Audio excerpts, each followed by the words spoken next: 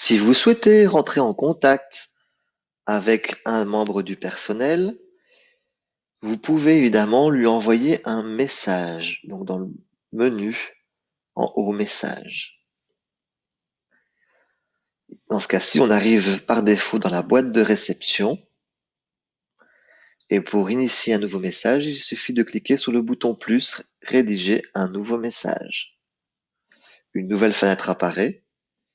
Vous pouvez donc choisir le contact auquel vous voulez envoyer un message. Dans ce cas-ci, il suffit de taper les premières lettres du prénom ou du nom et vous retrouvez à ce moment-là les membres, dans ce cas-ci, du personnel.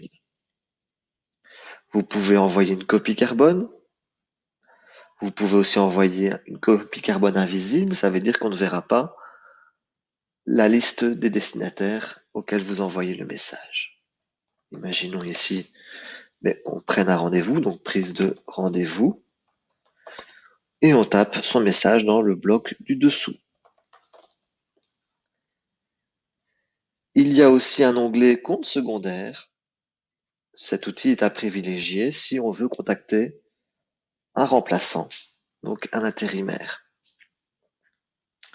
Vous pouvez aussi joindre, c'est intéressant, une pièce jointe pour envoyer un document officiel, envoyer parfois peut-être un devoir ou un justificatif, mais il suffit de cliquer sur la pièce jointe. À ce moment-là, de nouveau, il suffit de cliquer sur le bouton plus, sélectionner les fichiers, une nouvelle fenêtre apparaît. De nouveau, le bouton plus permet d'aller rechercher sur votre ordinateur ou sur votre périphérique un fichier numérique qui se trouve sur votre appareil. Dans ce cas-ci, imaginons que c'est un document Word, ça pourrait être une vidéo, une image, un fichier PDF. Sachez que vous n'êtes pas limité en termes de poids de fichier. Ici, quand je vais cliquer sur téléverser, donc il n'est pas encore uploadé, il suffit de cliquer sur le bouton téléverser pour l'envoyer dans le message.